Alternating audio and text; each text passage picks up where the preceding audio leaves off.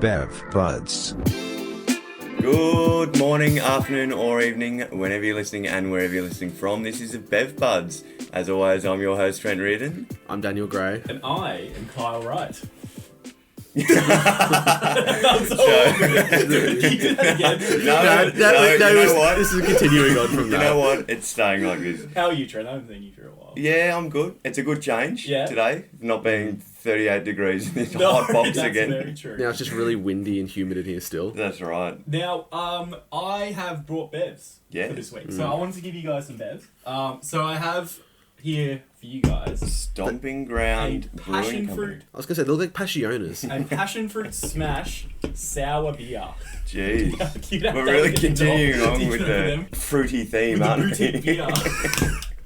beer. I thought of a motto for Bev Buds, by the way. A motto. Yeah, Bev Buds, we try the crappy beer so you don't have to. No, honestly though, I've actually enjoyed all the bevs we've had. I think maybe the Goon I didn't enjoy. Yeah. The second one, the Simcoe one, was Interesting. The mango beer I really liked. Well, I was thinking that in the car on the way here, Yeah. it's going to be interesting when we come across a beer or bev that we don't actually like. Yeah, well this could be it. I mean, does anyone here like sour flavoured things? Because I Yeah. don't. Oh. Do you do? Yeah, I don't You mind. might like it. Alright, well It's interesting because it's passion fruit. Yeah. So I haven't tasted it yet, but No. It smells like mixing literally Passiona with beer. but Yeah. you'd think passion fruit. You'd think a fruity beer would be sweet. So Yeah. I'm interested to see how it's sour. Well, yeah, so it's so what's it called? It's called Stomping Ground Brewing Co. and it's passion fruit smash sour beer. Yeah. And it says on the back it's packed with real passion fruit, so that's a good one. There's a Ooh. bit of fruit for our So it's locally brewed in Yep. Collingwood. Mhm. And the blurb says packed with real passion fruit, subtly salty, bright with fruit aromas, and refreshingly tart, like a smashing fruit punch. I just had a sip.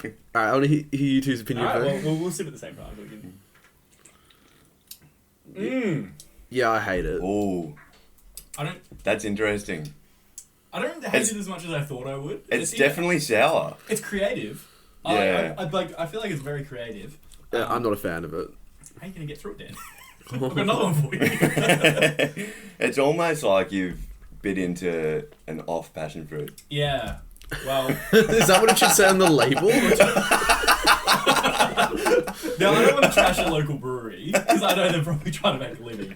But the choice is it's an interesting choice. Some things are just best left unexplored. Yeah. And I think passion fruit beer is definitely one of those. Well, let's leave it. Look, let's sip on it for the podcast. It might get better. At the end, it might get better as we drink it more. You know, you never know.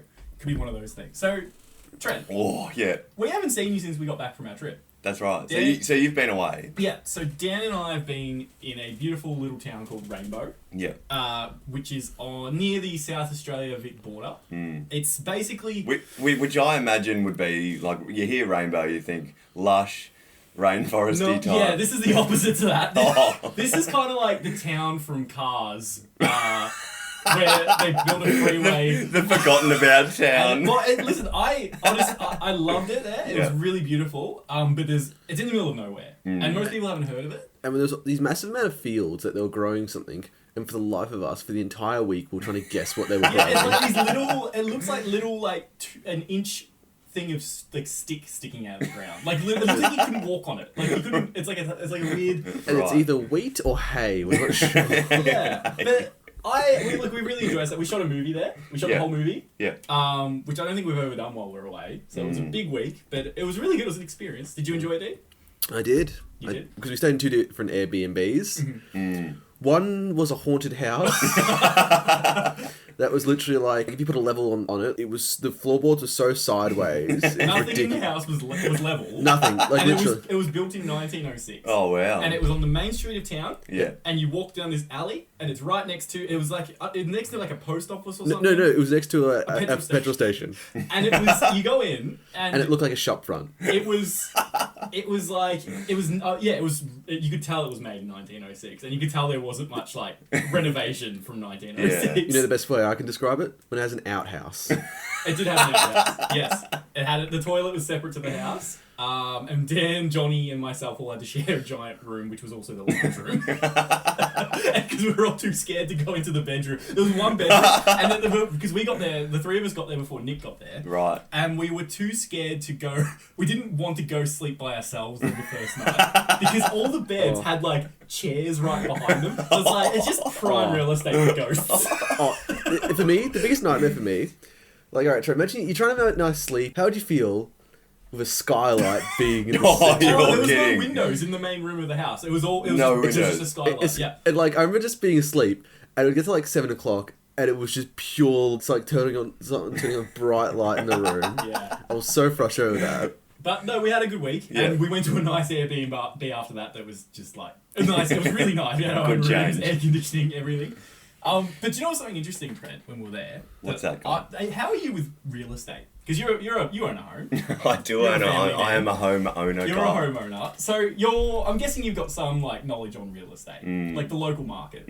So what would you say like an average house around here would be, just off the top of your head? Around here, Yeah. I'd probably say about Sorry. 5. Sorry, that was the drink. And you can pretend you're enjoying it. I'd say about 550 to 600 maybe. Yeah. Okay. Now, for Rainbow, Yeah. Right.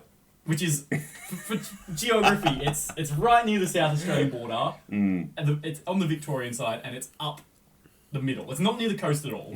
You're hours away from the coast. If you're in the middle of nowhere, what would you guess a house there is? A block of land, like let's just say like a normal block of land with a house on it. What would you guess the price is? I would guess probably somewhere around 280,000. 280? Yeah. Would you like to know the median house price in Rainbow? I would love to know the median house price. So, $80,000 with a house, a block of land and a house in Rainbow.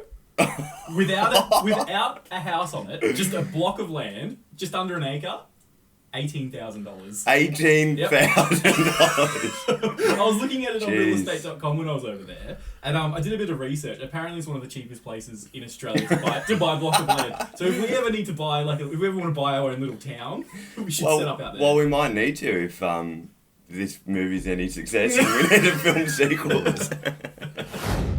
So the Almos are gone. They are. The Almos were up one Noticed week, that. and they're all gone. Is the circus over? Yeah, it is. It is. It's Okay. gone. Did anyone go? I feel like for the purpose of this podcast, we should have gone. But No. like, like I think I remember, like I was talking to you about it after the podcast. Was it Sesame Street themed? Yeah. It Like was, we'll throw this out to the listeners. If, Yeah. if any of them has been, we Tell want us to what it know. was We like. want to know what happened I love in a there. picky of inside the tent. Yeah. Like what's going on stage. Is it are the performers dressed up in Sesame Street costumes, or is there circus performers Is there and puppets? they just puppets in the background? Yeah, no, I don't know. But it's over. And for those of you who didn't listen to last week, so the Almos were these giant inflatable things that were put up all around the peninsula to promote Silver's Circus doing a combined Sesame Street performance. A very niche market, It I'd was say. very niche. So hopefully we got them all. I mean, I counted. There was two in Mount Eliza. Yep. Two above the Bottle in Mornington. Yeah. There was one down Main Street above Boys for Brekkie. There was one on 7-Eleven in Mornington. There was one on a scaffolding thing on 7-Eleven. There was that terrifying looking one next to Woolies and all that, next Benton Square. Yeah, on the top of the house. Yeah. And then there was one on top of Mornington Kebabs. There Like in was? that McDonald's sort of area there. Oh, there was. Yeah. Yeah, okay. So they had a lot. They did Where have do you a think lot. they go? Back in the truck. in, Yeah, but then where? in the bin with Oscar the Crouch. So, last week, Kyle, Yeah, you gave me a top 5 to do. I did. And it was a top 5 sort of feel-good sort of moments that you Like, don't really most think about. satisfying. Yeah. Yeah. So, I have come up with a 5. With 5. Oh, okay. And this week I'm going to switch it up. Mm-hmm. I'm going to go in no particular order. Yeah. Because I didn't know how to rank these ones. Yeah, that's fair. That's fair. So, the first on the list that I've got is when it's a cold winter's day, Yeah. freezing cold, Mhm. and Wait, what's the list? It was the top 5 list was the 5 like really satisfying moments in life, and I just gave the idea of like closing all your browsing tabs after you finish an assignment. Oh, Like that sounds really sad. it's satisfying though, right? it is. So So my list. So the first point that I've got is on a very cold winter's day, freezing cold. Yeah. And you turn on your shower, and those first hot drops that come through, Yes. and you're just like, this is heaven. Yeah. And And it gets very steamy. it does get very steamy, and you're in there for about half an hour. Yep. So that was one. Another one is finishing work for the week. Mhm. When it's your Friday and you just know that you're done for the week. For the you're gonna longest possible have, time. the longest Yeah. one, Yeah. You're going to go home and you're going to have 2 complete days off. Yeah. Solid one. Another one is watching the fuel gauge go right back to the top after filling up once your you fill car. up your car. Yeah. Are you one of those people? Do you fill if you go to the petrol station? Mm. Do you fill your car up to the brim, or do you just fill it up like, oh, I'll just put $20 in? I fill it up to the brim. What about you, Dan? Matters on fuel price.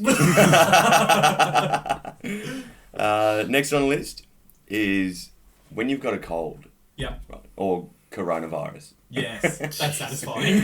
and you're laying there, you can hardly breathe because your nose is just so blocked up. hmm I think one of the most satisfying moments is that first time that you can breathe through your nose again. Yeah. Okay. You get that pure air back in through both nostrils. That's a good one. Do you know what is? I reckon is equally as good as that as well. Is you know when you've got like a really blocked nose, and you're like blowing your nose, blowing your nose, blowing your nose, and that final blow, at, like the end of the cold or the sickness, and that like the snot goop comes out, and then you've got like a clean nose. This is not helping my drink. This tastes like snot, Dan. Well, it's called Stomp Grapes. It really feels like someone stomped on these. No. So lastly, my Yeah. fifth and final on this list Yeah. is when you're at the cinemas, you're sitting down, Mhm. you've eaten about half your popcorn already and sculled a drink, Yeah. and the moment when the lights dim, just Right, before the just movie. Before the movies, like you know you're settling in. Yeah. Yeah. Do you usually get to the movies early, or do you? Well, I get to the movies early because you never know how long the line's going to be Yeah, for the food. okay. And, All that sort of stuff. mm. What about you, Dan? Being at the front of a line. What is your favourite thing? Yeah. What, looking back at everyone who's lining up. Yeah, you know when you're like, yeah, I'm at the front. Like, Well, there you go. There's Trent's top 5. There's my top 5. Well done, Trent. Now, as tradition, Yes. I have to pass on the next top 5. To Dan, or one of us. I'm giving it back to you, Kyle. Oh, okay. Going counterclockwise. That's right. So, my top 5 to you, Kyle, Yeah. is the opposite of my top 5. So, top 5 moments of mild frustration. Yeah. So, I'll give you an example. Mhm. When you're writing on a piece of paper with a grey lead Yeah. and the lead snaps. Yes. Okay. I got one. Go on. You know when you're driving home after a long day, and you get every red light possible. Yeah. So I was thinking about something this week Right. that I haven't thought about in a while. Mm. It was sort of. Do you remember in high school when you go to the canteen? You're going to the canteen. It was a really cool thing to do, or it was very like socially acceptable. You'd walk up to your mate and you say, "Oh, wait, come to the canteen with me." And they'd go. You go to the canteen in duos usually. Yeah. And you'd go and line up. The other person usually might shout them like an icy pole or like something under Half a a dollar, sour breadstick. spike. Yeah, a sour spike. And then the other person would get like a hot dog or like a pizza or Yeah. a sausage roll or whatever.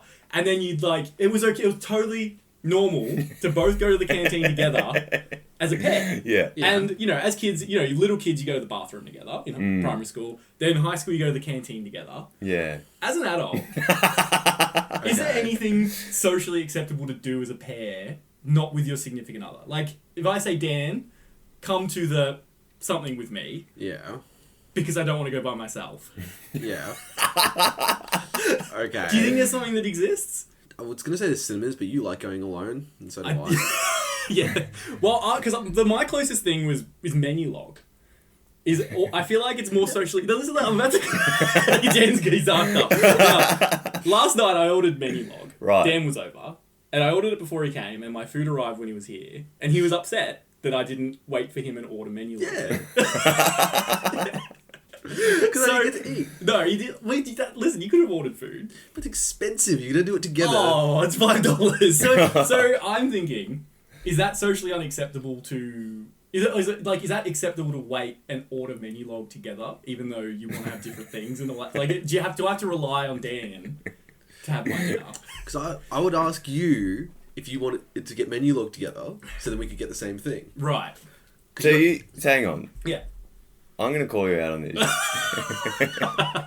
Yeah. So you sat there and ordered menu log, knowing that Dan was going to come over. No. I knew you Dan knew it was was coming I knew over. Dan was coming over. Oh. But all I So did you was, knew Dan was coming over, and you went ahead and ordered yourself some dinner. I got home from work and I was hungry. I couldn't be bothered cooking. I'm like, I'm just gonna order some food, so it arrives quick. Ordered it, and then Dan comes over. The food arrives, and he was heartbroken. Yeah, because you know what he gave it? The other thing, like, what do they call the little cracker things? The Prawn crackers. Yeah. I gave him the bag of prawn That's crackers. like the equivalent of giving someone your side salad. So, anyone listen to the Triple J Hottest 100 on the weekend? I did not. No, I listened to the last song. It didn't sound very good. you didn't like I it. feel like I'm It gonna was- get like shunned for saying that. I just didn't think I listened to it. I didn't think. It was just to remind everyone, Dan didn't like the man song.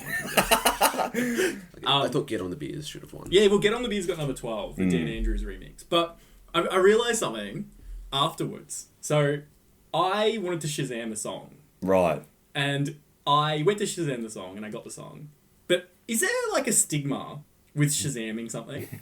Like, do you ever, okay, if you don't know a song and you want to know it and you hold out your Shazam, Yeah. do you feel like self-conscious about it, or is it just me? No. You don't feel, so you'd hold it up, like, you'd be like, Well, say to- you're out clubbing or something. and To you know add the to song. this, Yeah. from another angle, would you feel okay if somebody was to go through your Shazam list? Ooh. Yes. I'll let Can you. we go through your shit like Do you want to go through my Shazam list? Of course you can. No, I just feel like basically like I retract that. It wasn't at the Triple J party. I was out for breakfast with Rose and there was a Right. song, and I went to the bathroom and I heard it and I Shazammed it, and I felt everyone in the restaurant watching me. I just feel like there's a stigma with like, oh, you don't know that. So I don't know what it is. I don't know if it's like carryover from my childhood. So here's my Shazam library. There it is. Trent, you can read out some of them. So the last one he Shazammed Yeah. was Waiting for My Chance to Come Yeah. by Noah and the Whale. That would have been the song in the restaurant that I liked. Do you know this song? Well, we can't play it because we'll get banned off Spotify. Yeah. Like, it's not too bad. No, it's not. It's just all stuff I didn't know. I'd love if it was all these like very obvious songs. Mr. Brightside by the Killers. So you guys don't have that? You don't feel like ashamed to Shazam? I can't be bothered to worry what people think No, anymore. I just feel I've- really so. I feel it's a like stigma being to it. caught in the act of Shazamming is more embarrassing than the actual Shazam No, that's what itself. I mean. Like the act of Yeah. standing there, pressing Shazam. And the worst part is, You've got to hold it for like a... and when you're in a very like busy environment and you got to find a quiet spot that gets to Because it. it can't pick up the crowd chatter. Dan, I want to throw a hypothetical at you. Alright. You're president. Congratulations. Wait, Prime Minister or President? President. So I'm For in, now, president. in the USA? Yep. Okay. Congratulations, you've been sworn in. You're in the White House. Alright. You walk down, you're in the Oval Office. You've Yeah. got your security team there, Okay. about to brief you. You're now in charge, the leader of the free world, go to Right. say. I control all the nukes yet. What is the first thing you want to know? What's the first thing I want to know? So, like, you can ask anything. You could say, what happened with JFK, Area 51, that sort of thing. Yeah. What's the first thing you want to find out? First thing I want to find out. Like, I feel like Any secret? I feel like JFK is too easy because I feel like if you just ask that question, they go like, "Oh, he just got shot by that guy." You'd be so disappointed almost. You're like, Yeah. "Oh." Aliens. You want to know about aliens? Aliens. 100%. Aliens is probably the first thing I can think of because like it's the one where like you got the most information you could find out. At So you least. could say, show me everything you've got on Yeah. UFOs. Or UFOs, aliens. yeah. UFOs or like Dump it on. space or something that like you won't tell everyone else. Yeah, I okay. think that's probably the first one I can think of. I feel like you go down such a wormhole though of like hours just reading these horrific things. What about you, Trent? I'd like to know about aliens because the length that some of these like governments go to cover up certain things makes it really sus. So, Right. So you want to know I feel like there's something that they're hiding. like an alien. Yeah. So I think we've got a suggestion box, a question box. The final question. We've got one question submitted this week. So would you like to read it, Trent? Sure. It's only one, but I feel like we should keep this segment up because we've had it since the first episode. We should. Now it's an empty candle. It is. So this question comes from Kristen Wright from Mornington, Victoria. Right, Miss World contestant, I hear. Miss World contestant, who's written in the show quite a few times. So She has. Shout It's out, almost like shout a out to mother's her. Ask us anything questions. What is the hardest life lesson you've learned so far? She really loves throwing the philosophy at us. Hardest life lesson you've learnt so far. Does anyone have one? My hardest life lesson that I've learned is probably like not to jump into things too quickly. Those of you who know me well might know that in great detail. But I just feel like as I've gotten older, I've learned to slow down a bit and take my time with things. So even just like bring it back to many things like this podcast. We slowed it down. We thought about what we wanted to do, and we did it. Whereas We slowed it down for 10 years. we got a message this week about or maybe it was last week about merch idea. Right. Isaac Cochran from high school Yeah. suggested we do not stubby holders but coasters, like Right. Bev Buzz coasters. That would be pretty cool. That's a good idea. Yeah. Shout out to Isaac Thanks, Isaac. in Utah. So I think that's a great idea. So it's back to Chrissy's question. Yeah, I think just slowing down and like appreciating things more. I've done that more as I've gotten older. Oh yeah. What about you, Dan? Well, of all my life lessons I've learned over the years, mine would be don't become a boat builder.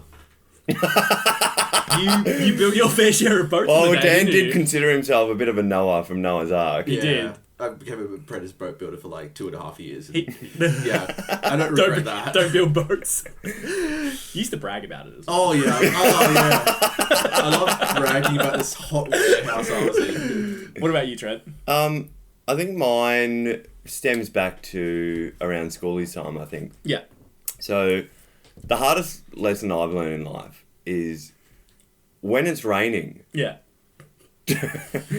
drive slow. So, to give a bit of background on this to our listeners, it was the end of school.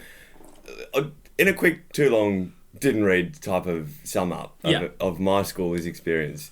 We went to a place called Waratah Bay, which is out near sort of Inverloch area. It was killing me because I was trying to think of the name of the place and you said it. So Waratah Bay. And so it was about a 3-hour drive. Sort of thing. Yeah. So at about an hour and a half or whatever, we decided to stop. So we stopped at Corumburra. Yeah. And we stopped outside of Coal Creek and we're standing around my car at the time, which was a 1996 BMW 318i. Yeah. And we're standing there, we got out, we're stretching, and then all of a sudden we just hear this massive pop and then smoke just starts coming from the engine. And we got it on recording too. We did have it on record. Anyway, so Dan and I had to stay the night there because it took the mechanics forever to find out what was wrong with it. Yeah. Anyway, to our mechanical listeners, it ended up being a blown head gasket, so it was basically terrible. So my parents came and met me halfway with their 4-wheel drive at the time, which was about a 2004, 2005 Nissan Patrol. So anyway, we enjoyed schoolies or whatever, and it was time to come home. And I had Dan in the car with me. Yes. And because we sort of convoyed up. We because did we all had convoy our up. red peas, so you could only bring one person in the that's car. right. And I remember you and I were listening to Dr. Martin at the time. We were. Yeah. It's branded into Dan's every time he hears it. So we were coming home. We were literally about 5 minutes from home. We were on Murdoch Highway, just Yeah. at the cool stores up there. Yeah. And it was pissing down with rain. Yeah. And let's just say I approached the roundabout with a bit too much speed. The car just out of control. Yeah, it's out of now. control. And I remember just saying, oh shit. And I careered off the road. Yeah. And I went sideways into the back end of a truck that happened to be parked on the side of the road. I can't believe it was out of all the times. All the times. I could be parked there. Yeah, it was pretty full on. Like, It was. yeah. So I've ended up riding off that car. So sorry, Dad. But that was probably my hardest life lesson. Yeah. Really? Drive slow. Drive slow. When it's raining. Hey, it's a good lesson to tell people. It is. Yeah. How's everyone's bev so far? Look, I'm gonna say I can tell it's gonna be different for you guys, Yeah. but it's not as bad now. It's not as bad. I've been sipping on it. I think people can keep hearing me cough during So my for those of sips. you, I- it's a Stomping Ground Brewing Co. Passion Fruit Smash Refreshing Sour Beer. So what out of curiosity, how many thumbs up would you give it for the BevBuzz rating of 13? Obviously, I'd cut off that thumb. you give it 0. I cut. The So, thumb wait, so you're rating Goon higher than off. this? Yes. I don't think I Gee. could go that low. I think this is much better than Goon. Mine's a cut off thumb. That's So 0 thumbs up. Trent? I'm going to be a little bit generous. Yeah.